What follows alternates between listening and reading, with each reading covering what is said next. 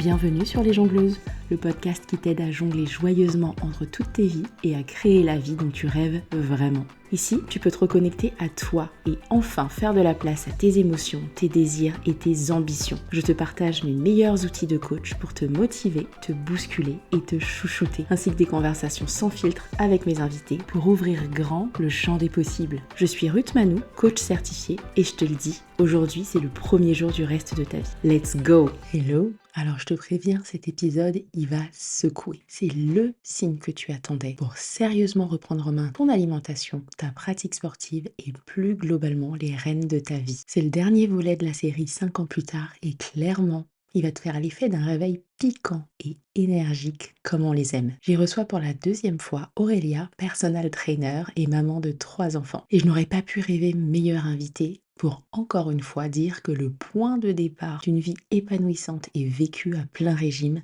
c'est toi. Avec cet épisode, on plonge au cœur de ce qu'est la vie d'une jongleuse. Les rôles qui s'accumulent sans qu'on s'en rende compte, les attentes de la société, la pression d'être à 100% partout et le risque, si on n'est pas vigilante, de perdre de vue l'essentiel. J'ai adoré écouter l'évolution d'Aurélia, la maman, la femme et la professionnelle. Preuve qu'avec le temps, mais surtout avec l'écoute de soi, notre jeu de jongleuse peut évoluer vers un rythme plus doux, plus authentique et plus aligné avec nos valeurs. Et même si certains de l'extérieur seraient tentés d'étiqueter ça comme un ralentissement, moi j'y vois une expression de puissance, de sérénité et de stabilité. Merci Aurélia pour cette belle conversation en attendant la prochaine. Et quant à toi, qui t'apprête à découvrir cet épisode, bonne écoute. Hello Aurélia, bienvenue à nouveau sur le podcast. Merci beaucoup de m'accueillir, c'est très gentil. C'est un plaisir. Alors déjà, j'ai trop hâte de toute la sagesse et les conseils que tu vas nous donner sur comment prendre soin de nos corps, bien manger, bien bouger, tout ça. Mais avant tout, j'ai trop envie de voir ce qui a bougé chez toi depuis la dernière fois qu'on s'est parlé, qui était il y a 5 ans. Mais avant tout ça, est-ce que tu peux te présenter pour les personnes qui nous écoutent? Je suis une maman, déjà. Je suis maman de 3 enfants, un grand de 11 ans, une petite fille de 4 ans et une autre petite fille de 17 mois. 16 mois, on va pas l'agrandir trop vite. Bichette. Ça passe déjà assez vite. Et je suis coach sportif, un personal trainer exactement. J'accompagne les gens pour qu'ils atteignent soit leurs objectifs. Je fais aussi beaucoup de femmes enceintes, de postpartum et un peu de tout, et de l'accompagnement nutritionnel aussi, parce que de nouveau, j'ai un diplôme de nutritionniste aussi, et voilà. De rendre les gens en forme ou de les garder en forme et de les aider à atteindre leurs objectifs ou leurs rêves des fois. Par exemple, là, j'ai une dame qui fait le Mont Blanc avec sa fille dans pas longtemps, donc on travaille là-dessus. Oh, c'est trop cool. Alors, je remarque que la première balle qui vient chez toi, c'est ton rôle de maman. C'est par ça que t'as commencé. Bah oui, maintenant, c'est vrai que bizarrement, j'aurais jamais pensé mettre ça en tout premier avant. Finalement, ouais, je pense que c'est la casquette que je préfère maintenant. Mais oui, ça a pas toujours été, ça a été dur avant que ce soit la casquette que je préfère. Et maintenant, c'est vraiment celle que je mets en priorité, on va dire. Alors, qu'est-ce qui a fait que ça a été dur et qu'est-ce qui a bougé pour que maintenant ce soit ta casquette préférée? Ce qui a été dur, c'est que j'ai trouvé que quand j'ai eu mon premier enfant, déjà j'avais 27 ans. Alors ce qui n'est pas si jeune en soi par rapport à ce qu'on faisait il y a 20 ans, 30 ans. Enfin, c'était plutôt normal. Mais dans ma génération, c'était assez jeune et j'étais la première de toutes mes copines à avoir un bébé. Et le postpartum a été un peu ardos, quoi. C'était vraiment la plongée dans l'inconnu, le côté où je pensais avoir un vrai 50-50. Et finalement, même si le papa était hyper investi, ça ne se passe pas comme ça, parce que le 50-50, c'est pas possible en fait. Quand t'as un bébé, il te veut toi, moi je voulais allaiter. Voilà, puis j'avais un petit bonhomme ultra maman. Donc voilà, c'était un peu... Mon conjoint fait le même métier et du coup, je le voyais faire ce que moi je faisais avant et je pouvais plus faire exactement pareil. Mon fils dormait très peu. Enfin voilà, donc c'était un peu la plongée dans l'inconnu, quoi. Sans avoir été, en m'étant beaucoup préparée à l'accouchement et pas à ce qui arrivait après, quoi.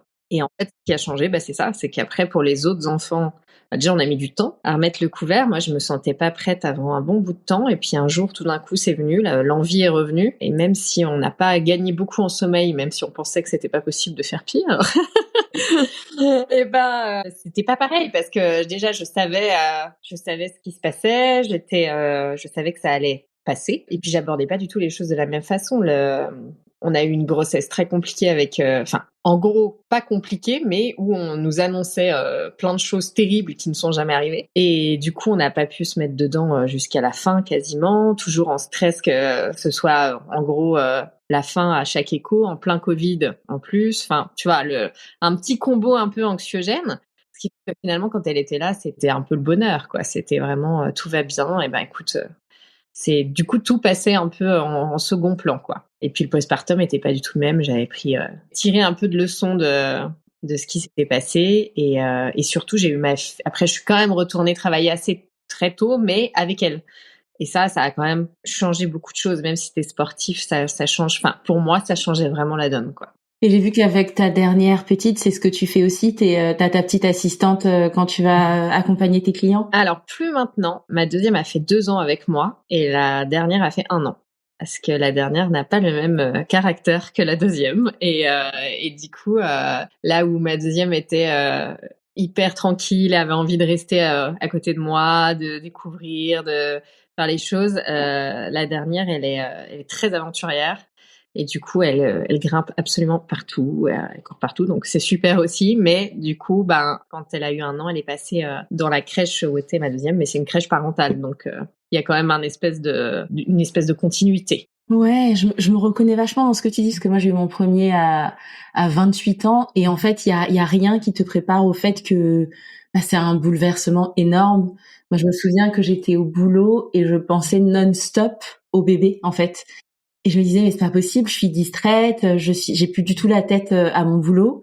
Et mon mec, alors peut-être qu'il y pensait aussi, mais il porte pas le bébé, donc il a pas dès le départ, tu vois, ça te fait cette espèce de scission où toi t'es à fond dedans, il y pense quand il y pense, quoi. Alors que toi c'est vraiment dans ton corps. En plus, je sais que t'étais aussi team accouchement physiologique, allaitement, maternage proximal et tout ça. Et c'est hyper déstabilisant, effectivement. Je te rejoins là-dessus. C'est minuscule, quoi. Enfin, en France, les laisser à 2 mois et demi, moi, je trouve que c'est un peu une aberration, quoi. Ils sont minuscules. Nous, on dort pas du tout. Il faut retourner et être à fond. Ouais, je sais pas. Pourtant, je fais partie des chanceuses. J'avais, à l'époque, une nounou à la maison, donc j'arrivais à tirer mon lait dans les toilettes. Je me souviens encore. Et puis mon mec ramenait le lait à la maison pour la nounou, et puis on partait, puis je rentrais de temps en temps dans la journée. Donc entre guillemets, je fais pas partie des personnes qui sont le plus à plaindre à ce niveau-là, mais c'est vrai que je trouve que c'est complètement dingue, quoi. C'est un truc voilà, qui est anti-humain pour moi. Mais bon, voilà. Mais c'est hyper culturel, tu vois, qu'en Suède, ils ont 1 an pour rester avec leur enfant. Les enfants ne sont du tout, il n'y a pas de solution de garde avant 1 an. Donc en gros, avant les 1 an de l'enfant, ici, vous avez 1 an de congé, 6 mois à la mère et 6 mois au père. Et ensuite, l'enfant peut être gardé. Et je trouve que c'est une façon intelligente de pas corriger, parce qu'il y a rien de fondamentalement, c'est pas une erreur le fait qu'on le porte plus, ce bébé. Mais c'est juste si tu veux que après ce déséquilibre-là, on retourne à un équilibre, t'es obligé de corriger quelque chose quand même. Et je trouve que c'est une façon intelligente de le faire. Ouais, et puis surtout, je pense que, en fait, tant que les pères n'ont pas les enfants, entre guillemets, sur des vraies journées, plus des soirées, enfin, vraiment gérer un quotidien, mais pas une journée ou un week-end, plusieurs semaines, etc., ils se rendent pas compte. Et c'est pas entièrement leur faute, quoi, parce qu'il y a vraiment ce décalage. Et je pense que c'est, même pour les liens avec les enfants, c'est quelque chose qui est incroyable. Enfin, moi, je vois maintenant, il a été beaucoup avec les enfants, et la relation qu'ils ont avec lui, c'est super. C'est un papa poule, mais parce qu'on a réussi à le faire au prix de d'autres sacrifices dans le travail, etc. Donc c'est vrai que c'est un peu compliqué. Puis c'est compliqué de changer le prisme des hommes aussi, parce que ils se rendent pas forcément compte, et puis on leur laisse pas forcément cette place-là, en tout cas dans la société française, j'entends.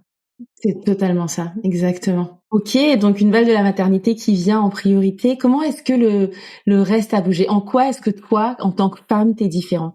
je pense que je suis plus forte déjà. Je trouve que les enfants t'apportent une force assez phénoménale. Ça te transcende un peu, quoi. Moi, tu vois, j'étais très sport extrême, très adrénaline, très tout ça. Je le suis toujours, hein, d'une certaine façon, mais je trouve ça assez fou que mes enfants arrivent à me procurer ces sensations-là avec des trucs, mais tellement, voilà, anodins ou tout petits, quand ils se font des câlins tous les trois, quand je les entends rire ensemble, quand voilà, je vois que la famille fonctionne, quoi, tu vois.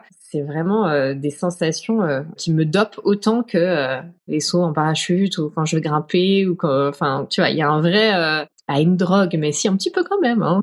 Bah, l'ocytocine, c'est assez puissant quand même, hein. C'est ça. Donc, ouais, il y a ça. Et puis, je sais pas, le côté d'avoir l'impression que tu peux. Enfin, moi, en tout cas, les accouchements et tout ce qui s'est passé après me fait dire que je peux tout. Enfin, voilà, il y a rien qui me paraît impossible maintenant. C'est vraiment. Je dis pas que c'est facile ou quoi que ce soit, mais tout me paraît entre guillemets accessible. Et aussi, je pense, bah là, tout simplement mon rapport au temps et mon rapport aux choses importantes, quoi. Tu vois, avant, j'étais très, ouais, on peut dire carriériste. J'avais envie, je suis indépendante, on a monté notre boîte, on voulait faire nos trucs, on aime notre travail, on aime ce qu'on fait. J'adore faire des courses sportives, etc. Et finalement, bah là, avec l'arrivée des 2 filles, je me suis un peu, je sais pas si on peut dire calmée parce que c'est pas vraiment ça, mais j'ai trouvé une autre source d'apaisement ou une autre source de bonheur, tout simplement. Où vraiment, pour moi, là, je me dis, mais ça passe tellement vite. Tout ce que je veux, c'est ne pas louper ces moments parce que, en soi, pour moi, le travail et le sport, etc., ben, je pourrais toujours le faire après. Alors que les moments que je vis là avec elle petite, ben, ça reviendra jamais, quoi. J'ai beau être beaucoup avec, j'ai toujours l'impression de pas passer assez de temps, et pourtant j'ai quand même besoin de travailler, tu vois. Donc voilà, je pense avoir réussi à trouver à peu près un équilibre. Bon, c'est jamais parfait, hein, nulle part. Mais en tout cas, là, ça me convient plutôt bien. C'est plus ça. Et puis voilà, non, moi, je trouve qu'ils te bousculent tellement dans tous ces enfants que c'est assez incroyable, quoi. Ouais. Alors toi, tu dis plus forte. Moi, le mot qui me vient en t'écoutant, c'est plus puissante. Parce que t'étais déjà super forte. Mais là, en fait, je trouve que, enfin, tu dégageais cette espèce de trucs hyper fonceuse, effectivement, hyper ambitieuse, hyper j'en veux et tout ça.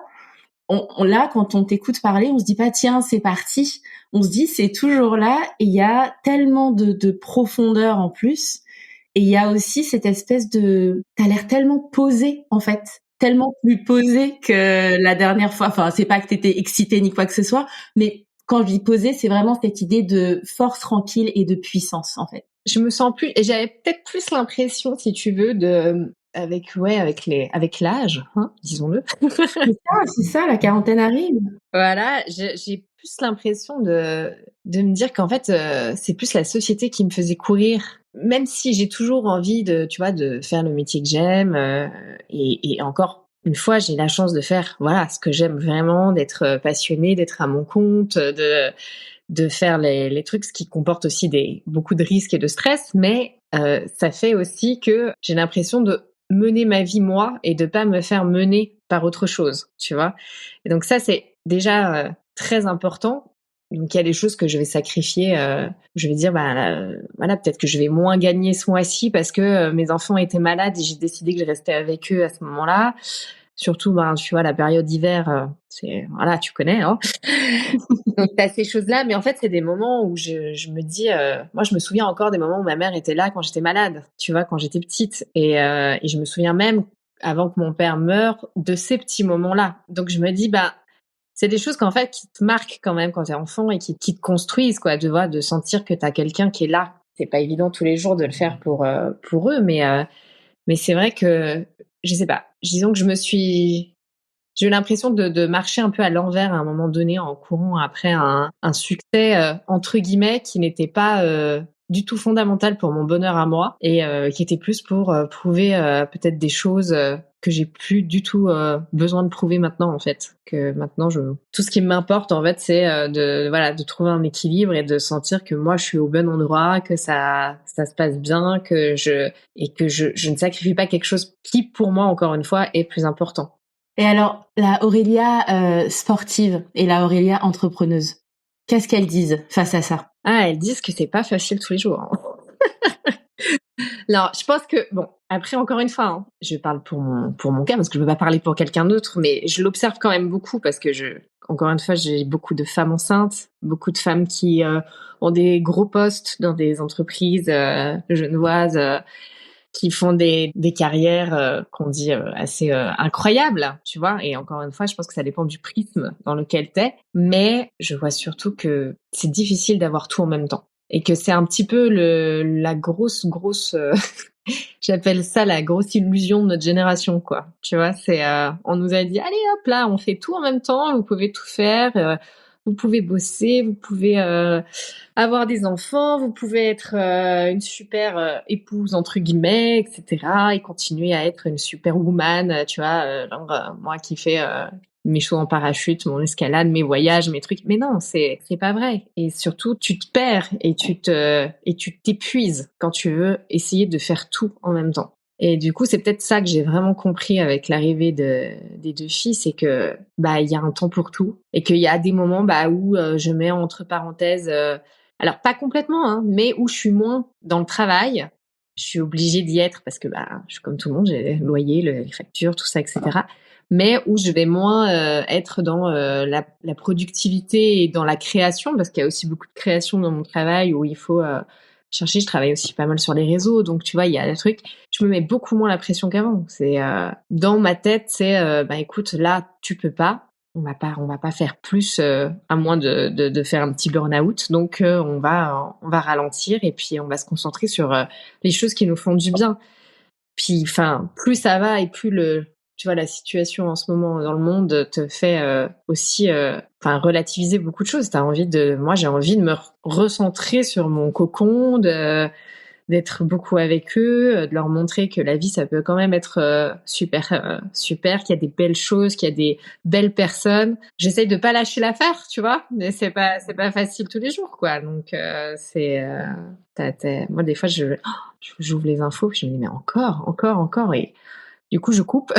Et après, je me recentre, voilà, sur des choses un peu plus terre à terre. Mais je trouve qu'aujourd'hui, oui, tu peux perdre pied hyper facilement, quoi. Quand t'es une femme, c'est tout en même temps, quoi. C'est le combat aussi pour l'égalité, c'est le combat juste pour pas te faire emmerder dans la rue. Enfin, tu vois, c'est un peu tout le temps. Je trouve ça un peu fatigant, donc j'essaye voilà, de prioriser maintenant. Et de dire non aussi, ce que j'avais beaucoup de mal à faire avant, même pour des choses qui me plaisent. C'est-à-dire qu'il y a des trucs qui m'arrivent des fois, et en fait, ça passe pas. Au niveau du timing, ça marche pas, quoi. C'est juste que ça va être pire que si je le faisais pas, donc j'essaie soit de repousser, soit j'apprends à dire non et à me dire, bah, ça se représentera. Mais voilà, à prioriser, à dire, bon, quel est le plus important pour mon âme, en fait, pour me nourrir moi, quel est le plus important? Et c'est plus comme ça que j'essaie de fonctionner maintenant. J'adore parce que ça montre vraiment que la clé de cette vie un peu alignée. Alors après, ça veut pas dire, et tu nous diras tout à l'heure, mais ça veut pas dire qu'il y a pas de frustration et que t'as pas parfois des coups au cœur parce que tu renonces à des choses, mais t'es aligné, tu vois. Au quotidien, tu as cette espèce de canal entre toi et toi, t'es aligné avec toi-même, t'es au clair sur tes priorités. Et du coup, c'est facile, dans ce cas-là, de faire des choix, même si j'imagine que parfois, ça peut être un crève-cœur.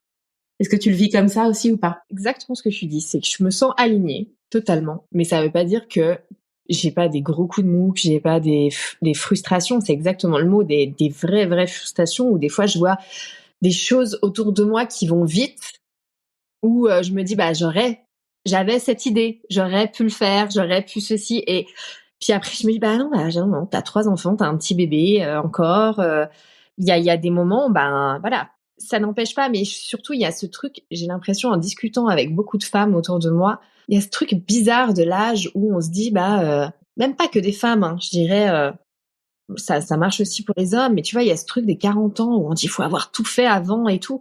Et je trouve ça assez dingue parce que en ce moment, je vois quand même pas mal de changements à ce niveau-là, où je vois des gens qui entreprennent des choses à passer 40 ans justement, qui changent de vie, qui changent de façon de faire et tout. J'aime cette dynamique en fait. j'ai toujours eu beaucoup de mal avec la dynamique où on rentre dans les petites cases, le mariage, le truc, machin et tout. Voilà, c'est tout ce truc où il faut cocher chaque chose. Voilà, j'ai fait un peu les trucs à l'envers aussi. Les enfants d'abord, je suis pas mariée, tu vois. J'ai fait en fait comme je le sentais, quoi. Et je préfère fonctionner comme ça. Et je me dis que, ben, écoute. Après, il y a plein de choses aussi qui seront possibles quand ils seront un petit peu plus grands et puis que ce sera plus détente. Mais même déjà là, je trouve que j'arrive à faire des choses chouettes et voilà. Mais c'est sûr que oui, que ce soit sportivement ou du point de vue de l'entrepreneuriat, évidemment que ça, j'aime pas dire ralentir, mais ça t'oblige à le faire d'une autre façon. Mais à partir du moment où tu donnes un coup d'accélérateur, où tu mets toute ton énergie sur quand même fabriquer 3 personnes et les faire pousser droit, tu peux pas courir des sprints répétés dans d'autres domaines. Donc oui, quelque part ça ralentit, mais en même temps, si t'es en paix avec ça et si tu te dis c'est ce qui est juste pour moi, oui, ça ralentit, mais peut-être que plus tard je pourrais réaccélérer à nouveau. Voilà, moi c'est ce que je vois en tout cas. Ouais.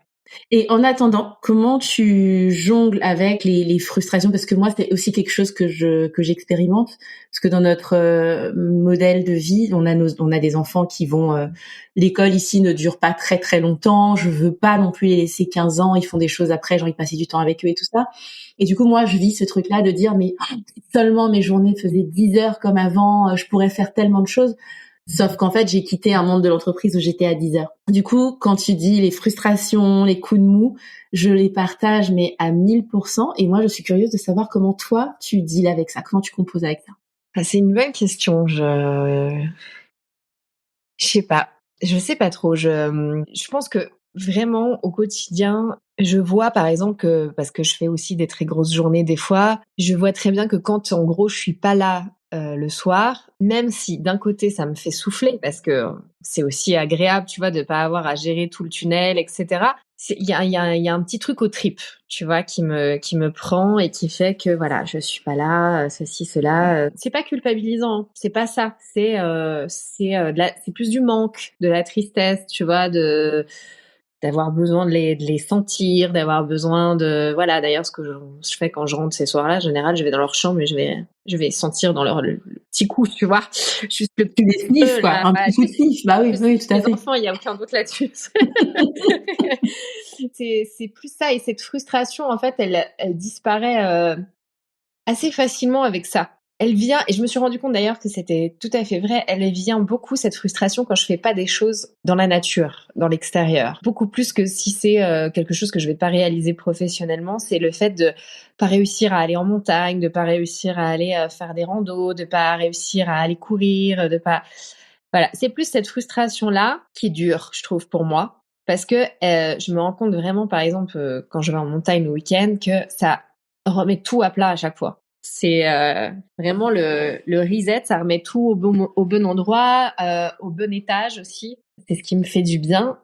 Et surtout parce que, encore une fois, j'adore mes élèves et je pense qu'il y en a qui écouteront, alors qu'il faut pas qu'elles le prennent pour elles, parce que je sais que c'est très dur aussi pour elles, mais je vois aussi beaucoup de modes de vie différents, du coup, en allant chez les gens, puisque je vais à chaque fois, je me déplace, je vais et tu partages aussi des moments de vie avec ces gens. Et je vois aussi que travailler par exemple, pour une société qui n'est pas la mienne et de façon très intensive la plupart du temps, pour avoir certes un très bon salaire, une très bonne une reconnaissance sociale, etc. Mais des moments très petits finalement avec tes enfants, parce que tu rentres à 19h, tu les couches à 19h30, 20h, tu repars le lendemain matin, ils sont à la crèche, chez la nounou, le week-end t'es HS ou t'as encore du boulot, etc. C'est pas pour moi. C'est pas du tout un plaisir pour moi de me dire, enfin pour moi la vie c'est pas ça.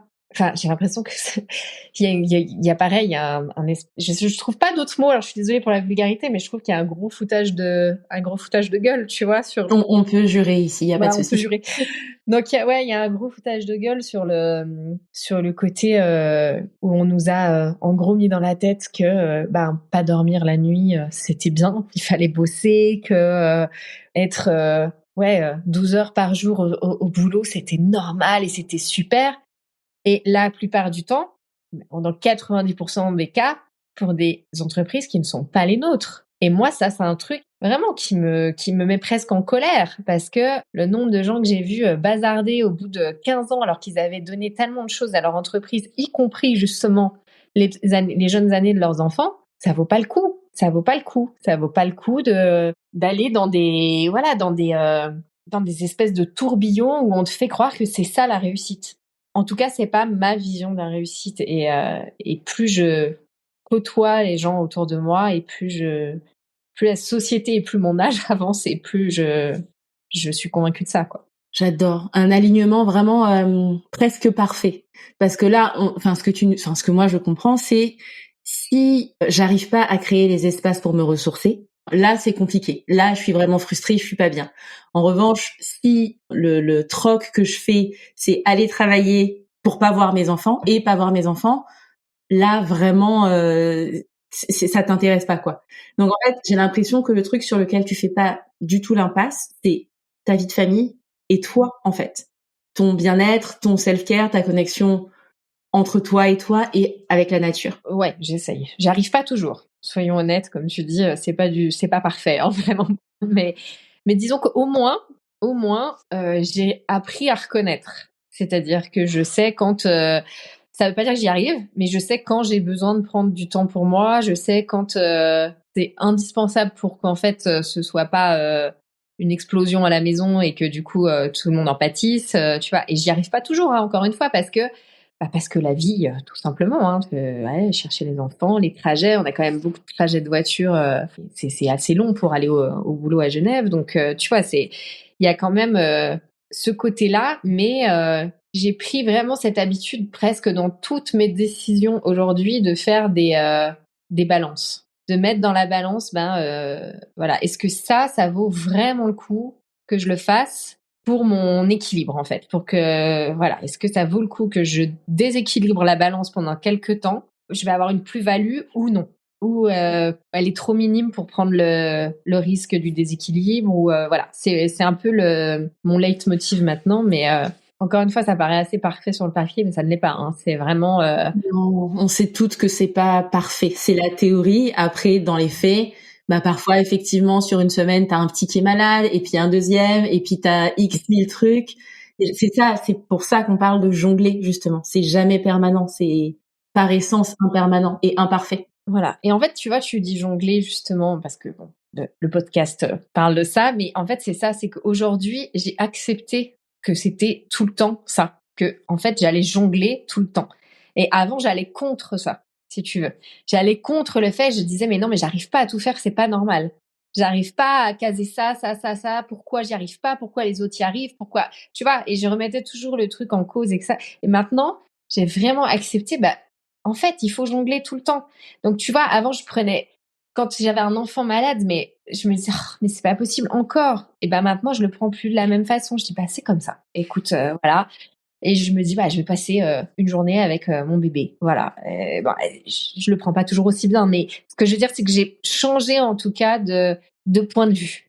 J'ai vraiment essayé de retourner la façon de voir les choses. Ça change tout, effectivement. Moi, tu sais, c'est aussi quelque chose avec lequel je compose. Et tout à l'heure, tu parlais de manque de sommeil glorifié. Et moi, c'est à partir du moment où j'ai soigné ma relation à mon sommeil que ça, je l'ai vraiment intégré. Parce qu'à partir du moment où je me dis, en fait, je ne dors pas moins de 7 heures la nuit, et ça veut dire que je peux pas être à 1 heure du matin ou à 2 heures du matin en train de bosser. Surtout que je conseille, tu vois, j'accompagne des gens à prendre soin d'eux, à créer des routines de self-care, à s'écouter.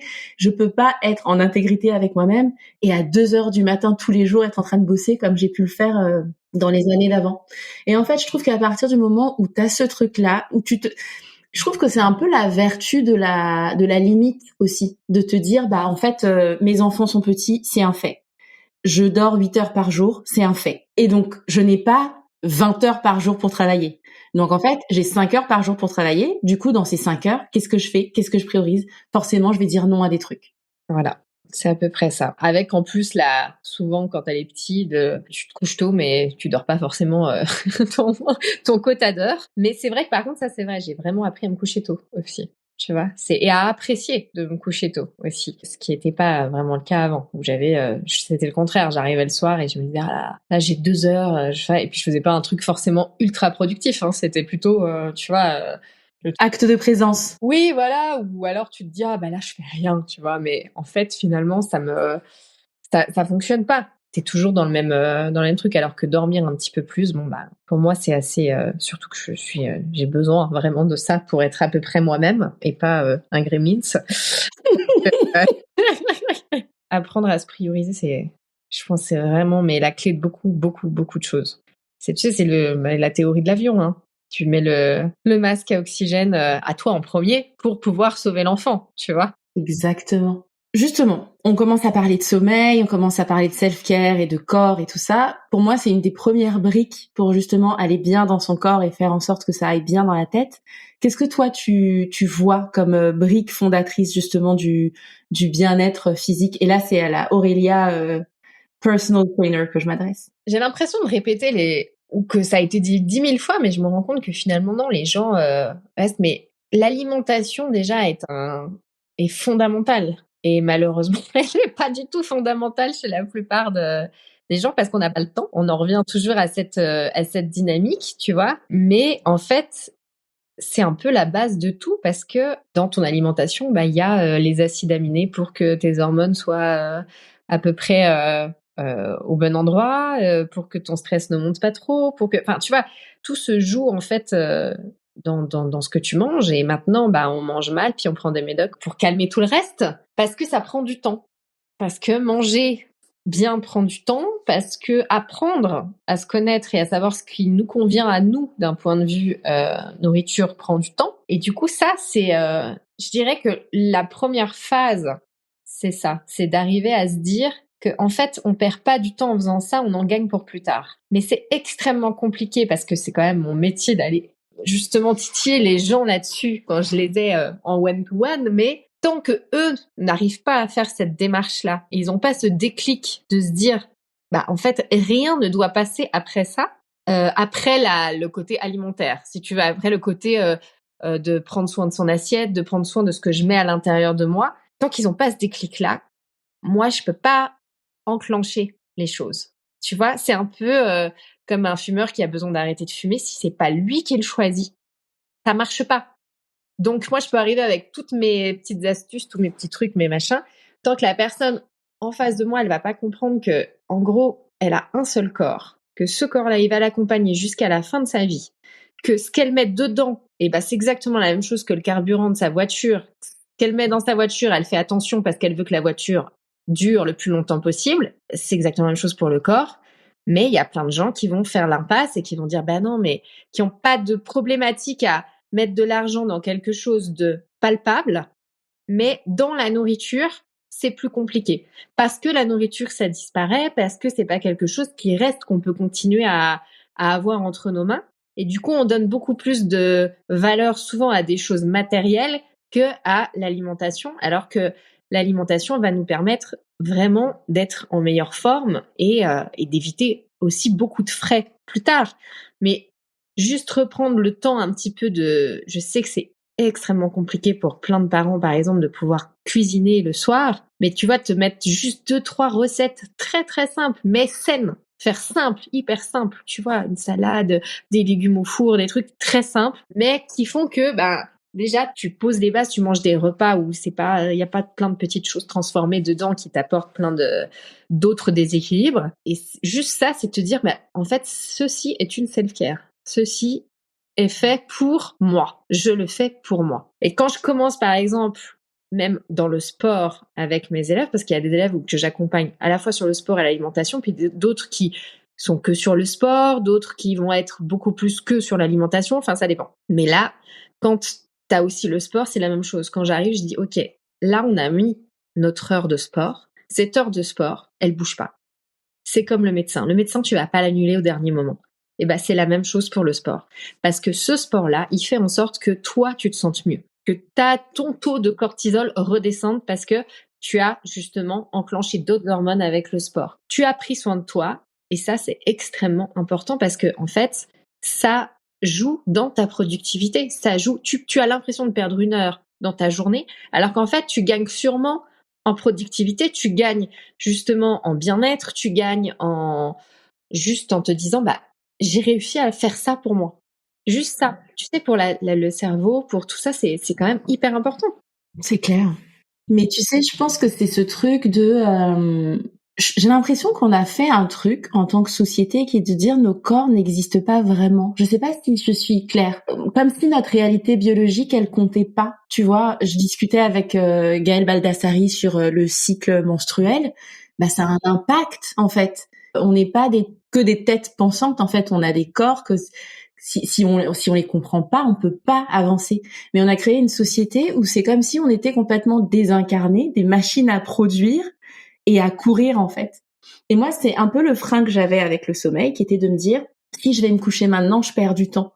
Sauf qu'en fait, la clarté d'esprit que t'as une fois que t'as bien dormi, c'est pas pour remuer le couteau dans la plaie avec ta petite de 16 mois. Hein. Attends, je vais toucher du bois, mais c'est pas trop mal, hein. Ok, trop bien. Mais du coup, la clarté d'esprit que je gagne, la faculté que j'ai à me concentrer, versus quand j'ai pas dormi, en fait, il est là le gain de temps. Pareil, si tu manges un truc qui t'alourdit pas, ou t'es pas là à mettre 15 ans à digérer, t'as faim 2 heures après alors que t'as explosé, et c'est inestimable en fait. Et en fait, je pense que c'est ça qu'on perd un peu de vue. On se dit, oh bah, c'est un peu la dernière roue du carrosse, mon corps, mon repos, mon bien-être, alors qu'en fait, c'est la base. Ben voilà, c'est exactement ce que je dis, on a perdu de vue nos véritables besoins physiologiques et on les a remplacés par plein de choses. Puis surtout, bon, après je remue un peu le couteau dans la plaie aussi par ces temps tourmentés, mais on est aussi sur une société qui est faite pour les hommes. Donc du coup, on est sur un mode de travail qui est fait pour les hommes qui n'ont pas de variation hormonale, donc qui n'ont pas ces coups de pompe juste avant les règles, qui n'ont pas une femme post-règle. Elle est d'une productivité énorme et elle va sûrement faire beaucoup plus qu'un homme à ce moment-là. Mais elle peut pas être à ce niveau-là tout le temps. Je suis désolée pour mon cher et tendre, mais des fois j'ai l'habitude de lui dire que tu vois quand on est en train de faire un truc et que je suis crevée machin et tout et que il me dit ouais mais bon tu peux faire ça, je lui dis non mais attends moi je suis en train de faire ça et je suis en train de perdre du sang en même temps. Est-ce que tu peux en dire autant? Tu vois ce que je veux dire? Il y a un moment juste remettre les trucs dans leur contexte. C'est difficile parce que on a gommé tout ce qui faisait que nous sommes des femmes, tout ce qui fait que on est différentes des hommes. Mais en fait, à vouloir l'égalité, ce qui est très important sur plein de droits, eh ben on a aussi oublié qu'on fonctionnait différemment et que du coup c'est très difficile des fois dans le même contexte, eh ben d'être sur le même plan parce que on n'a pas les mêmes problèmes internes, tout simplement. Physiologiquement, tu peux pas dire que toi, t'es ultra en confiance dans ta réunion si t'as tes règles à ce moment-là et que t'as mal au ventre ou que t'as peur que ça déborde, etc. C'est un peu cru ce que je dis, mais c'est vraiment ça. C'est plein de choses au quotidien qui font que on est quand même ralenti du fait que nous sommes des femmes et que la société n'est pas faite pour les femmes. Il y a juste à voir ce qui se passe autour du congé menstruel. Un pas en avant, un pas en arrière, un pas en avant, un pas en arrière. Mais en fait, je pense que la société n'est pas faite pour les femmes, mais en réalité, je crois qu'elle n'est pas non plus faite pour les hommes parce que ils sont aussi cycliques. Tu vois, j'ai un de mes clients qui était agriculteur et on discutait de, tu vois, il me racontait un peu que son année est très cyclique puisqu'il travaille dans la nature, avec la terre. Il va être vachement dehors, à bosser énormément en été et forcément en automne-hiver, il y a beaucoup moins à faire. Et je lui demandais comment ça l'impactait et ça l'impacte énormément. Les journées qui changent, les saisons qui changent, ça l'impacte énormément. C'est juste que lui, il est dans un contexte et dans un domaine où c'est naturel, en fait, d'observer la nature et de se dire, ah tiens, là, je suis un peu fatiguée. Ah tiens, là, j'approche de la quarantaine. Je sens que mon énergie est différente. Sauf qu'en fait, on s'est tellement tous coupés de tout ça, tu vois, de la nature qui change. Moi, je me suis rendu compte que la nature changeait quand on a déménagé en Irlande. Parce qu'avant ça, on était à Paris, c'était très gris, très minéral. Je voyais absolument pas. Et tu vois, en venant ici où les nuits étaient très très longues, c'est là où j'ai commencé à me coucher tôt avec une facilité. Mais en fait, on est tous coupés de tout ça. Et en fait, je pense que la société, elle est pas vraiment faite pour les humains. Elle est faite pour rien de biologique en fait. Elle est faite pour produire. Produire, exactement. Elle est faite pour produire, c'est exactement ça. C'est exactement ça et c'est très compliqué parce que tu arrives dans un voilà, c'est difficile parce que tout le monde ne peut pas, choisir son métier, parce que tout le monde ne peut pas, faire ce qu'il veut malheureusement, enfin, tu fais face à des sujets, après beaucoup plus profonds, beaucoup plus compliqués et cetera mais clairement, on n'est pas fait pour ça. Et c'est pour ça que j'ai autant de travail finalement, c'est que l'humain n'est pas fait pour être assis devant un ordi ou juste assis 8 heures par jour. Et malheureusement, ça commence à l'école. Donc du coup, donc ça, plus le combo alimentation, tu vois très bien ce qui se passe juste à l'école. Ça commence là. C'est voilà, c'est ah bah non, mais il tient pas en place, et ceci, cela. Bah non, il tient pas en place. Il est pas censé, en fait. Voilà. Il est pas censé. Voilà. Et en plus, tu vois, je te parle de ça, mais je suis même pas vraiment concernée parce que j'ai des enfants assez calmes, de nature, assez posés, etc. Mais je le vois autour et je vois très bien qu'il y a des enfants pour qui c'est difficile et c'est injuste.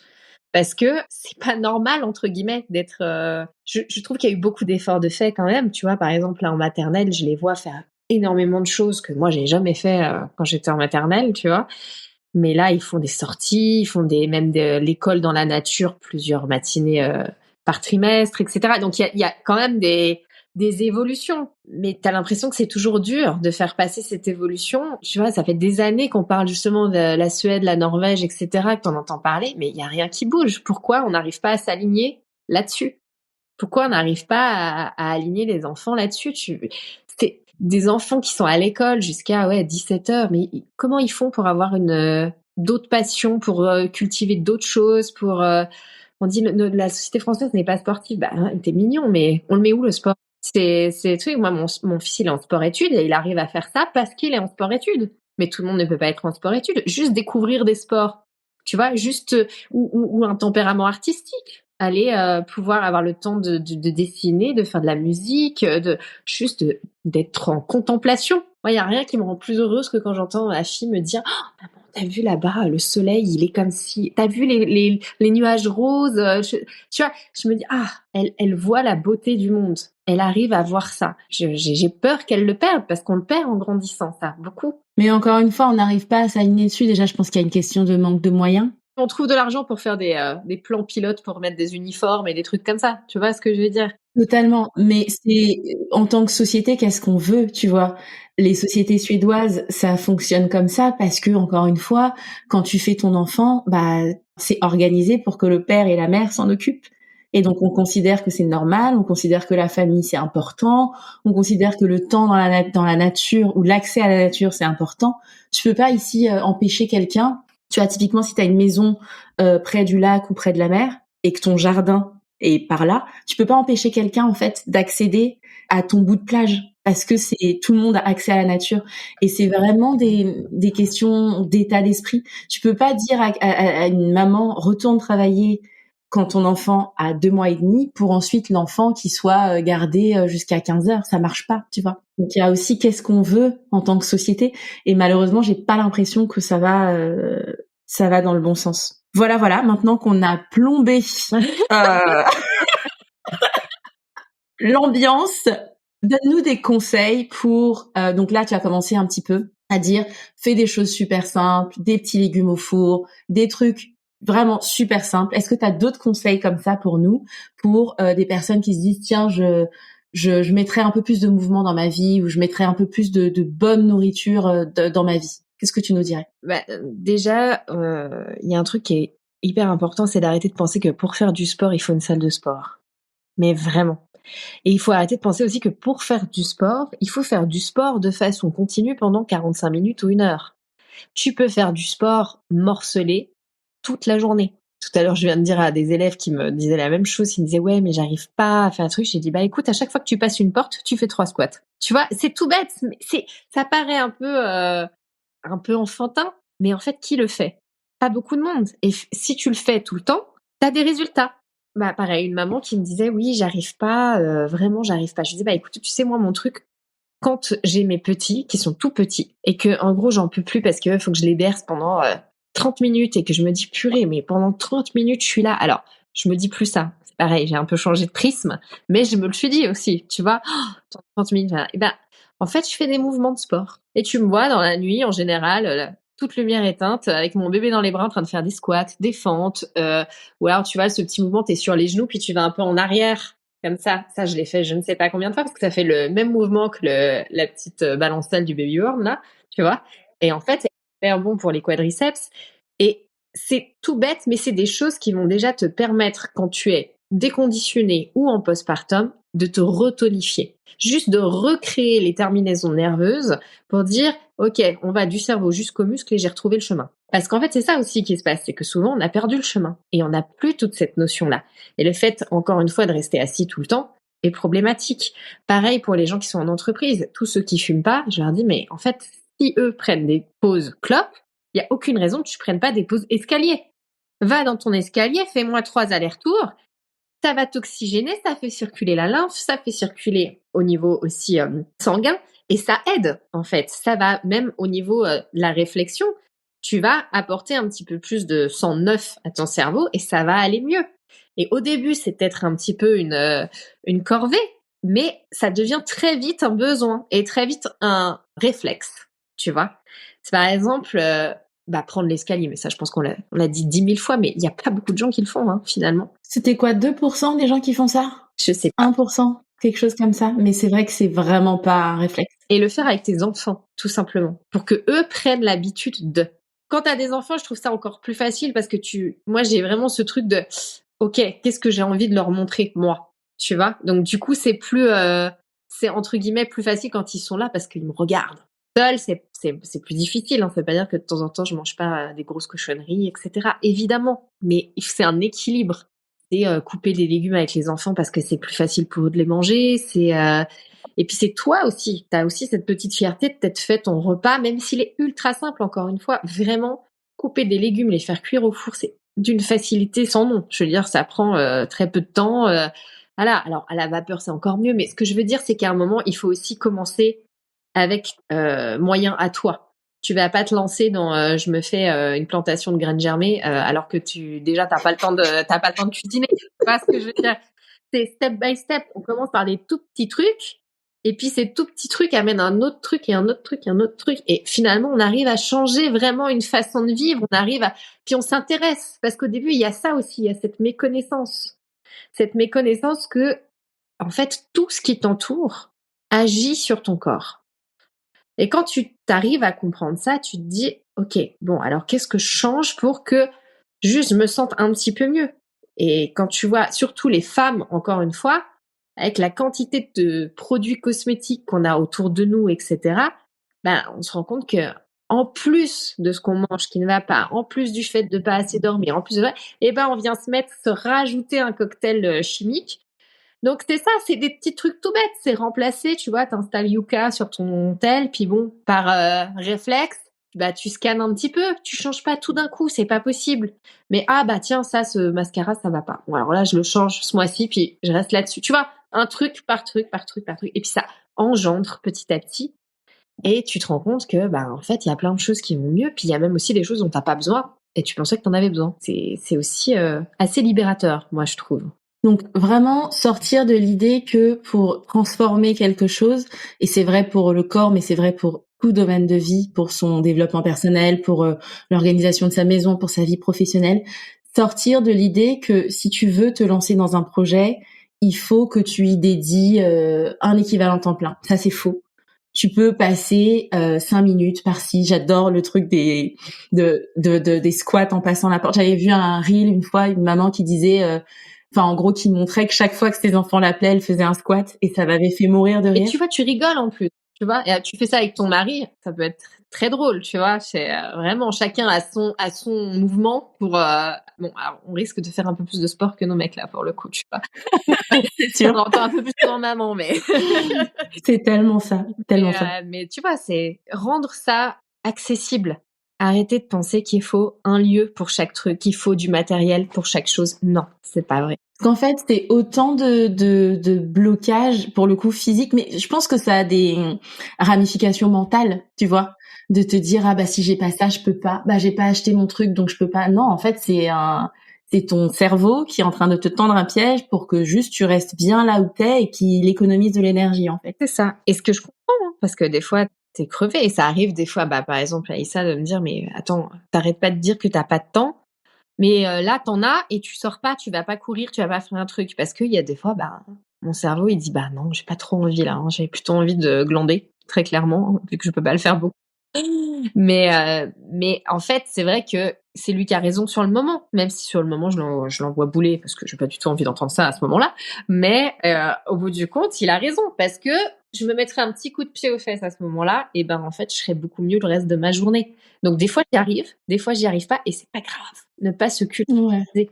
parce que il y a aussi ce truc, tu vois, aujourd'hui où dès que tu fais pas quelque chose, tu culpabilises. Tu vois ce trend-là, moi, que je vois passer sur Insta, là, tout le temps, et je te jure que je comprends pas, de ces mamans, de beaucoup d'enfants en général, qui se lèvent genre à 4h30 du mat, 5h, pour faire toute leur routine avant, et puis après, elles emmènent les enfants à l'école, machin et tout. Et des fois, je regarde ça et je dis, mais comment est-ce possible? Enfin, parce que moi, je me lève à cette heure-là, à midi, il y a plus personne, quoi. J'y arrive pas, quoi.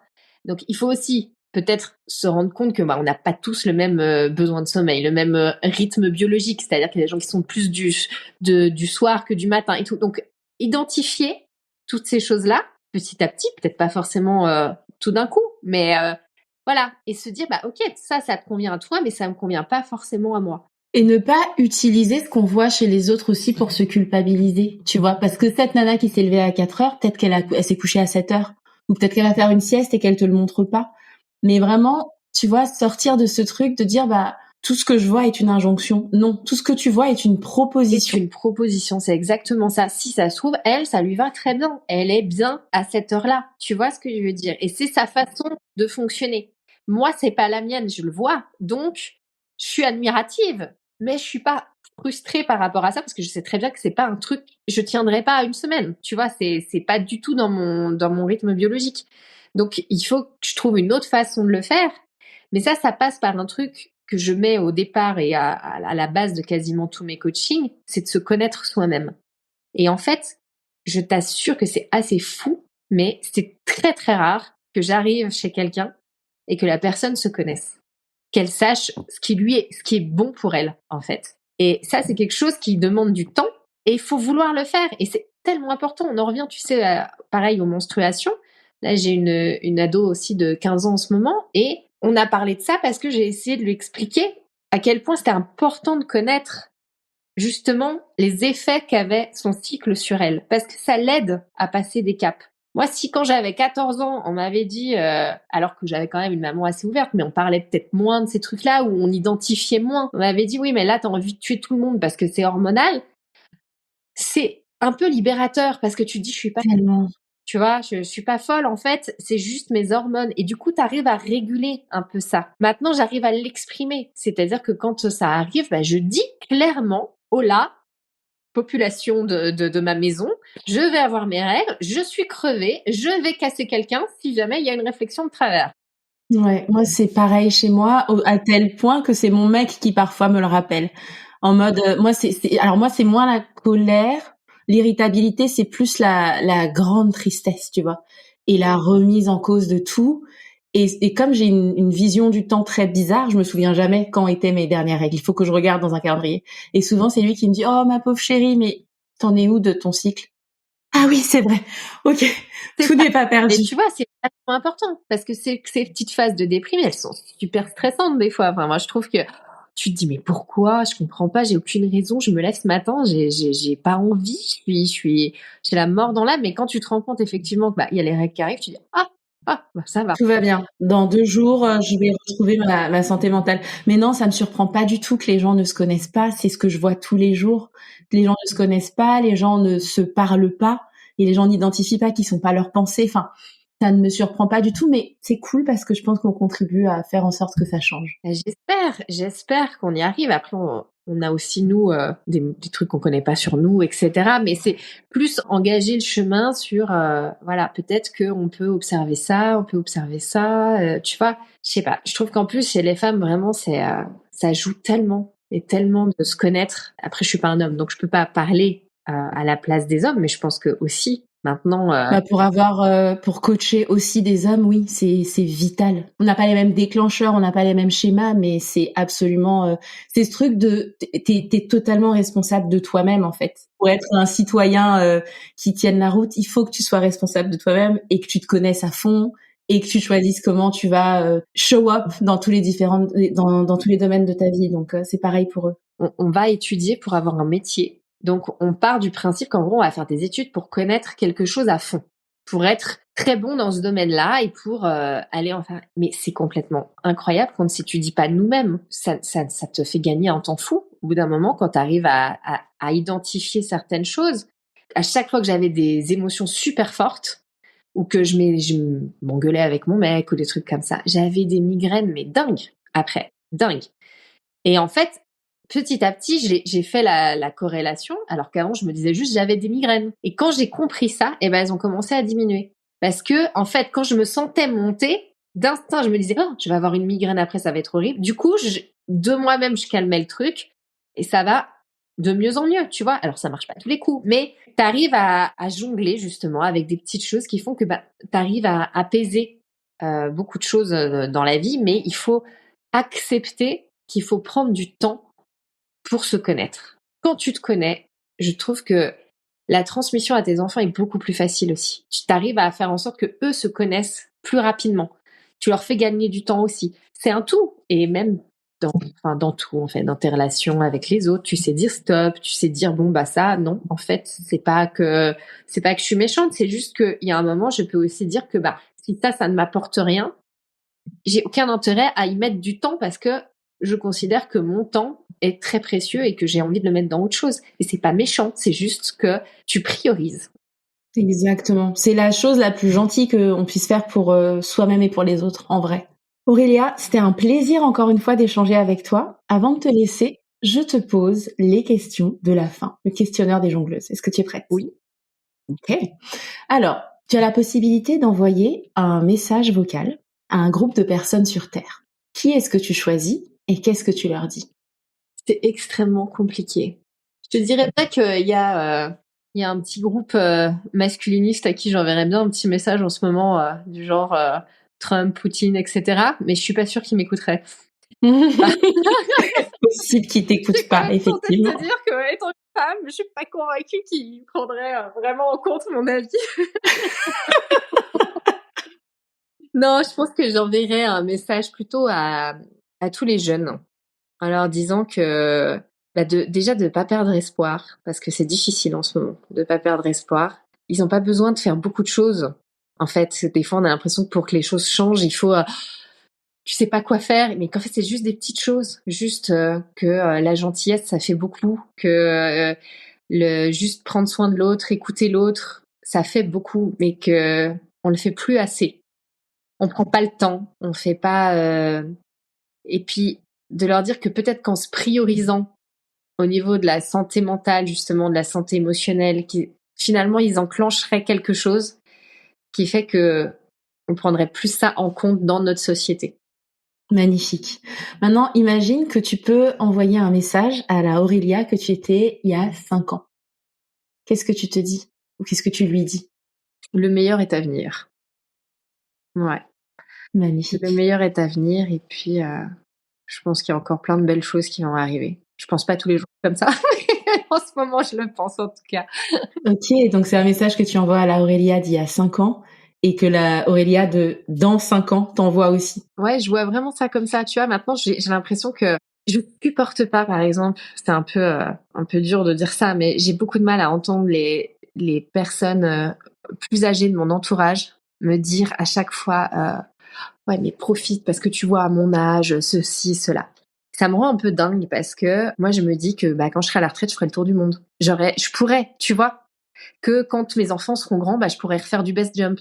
Tu vois, des trucs tout bêtes, mais voilà, je vois une autre vie. Alors je te dis pas que c'est facile, hein. J'ai pas non plus fondamentalement envie de rentrer dans un cycle où finalement tu sais que tu vas un peu plus vers la fin. Ça me plaît pas, mais ça me plaît pas plus parce que j'ai pas du tout envie de louper les moments de la vie de mes enfants que pour moi. Tu vois ce que c'est plus ce côté-là. Je trouve ça trop court en fait. Je voudrais les accompagner jusqu'au bout, tu vois. Mais c'est plus que de ce que je vois, et j'aime cette dynamique que je vois en ce moment dans beaucoup de choses, c'est de se dire qu'en fait, tout est possible à tout âge. Et d'arrêter de se mettre des barrières en disant non mais attends, à tel âge, bah non c'est bon, moi, je peux pas reprendre mes études, je peux pas refaire ceci, je peux pas changer de carrière, je peux pas. Je dis pas que c'est facile, encore une fois, c'est très difficile, mais que ce n'est pas en tout cas impossible. Absolument. J'adore ton état d'esprit, Aurélia, parce qu'on sent vraiment une fille qui casse, ou en tout cas qui se propose de casser toutes les cases, toutes les barrières. Et tu nous as laissé plein de bijoux et de joyaux dans tout cet épisode. Mais si tu devais nous laisser avec ta croyance soutenante, la plus puissante, tu nous dirais quoi? Je dirais que si on regarde la nature, on apprend à être heureux. Je dirais que c'est en regardant vraiment à quel point elle est incroyablement belle déjà, mais aussi incroyablement réglée, à quel point tout est en interaction avec chaque chose. On se rend compte que nous, là-dedans, on vient plutôt foutre le bordel, donc il faudrait peut-être redescendre un petit peu, retrouver une petite place modeste, tu vois, sur Terre, et réapprendre justement à vivre avec elle. Et tu sais, tu disais ton agriculteur qui vivait un peu au rythme des saisons, et justement réapprendre à vivre avec ça.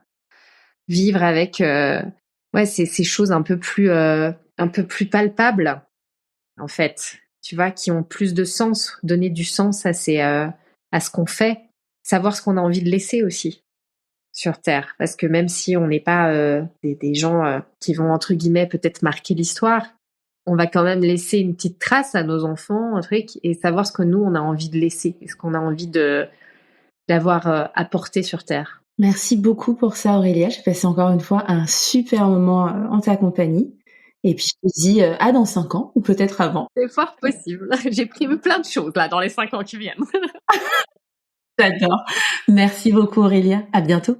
À bientôt. Merci d'avoir passé ce moment avec nous.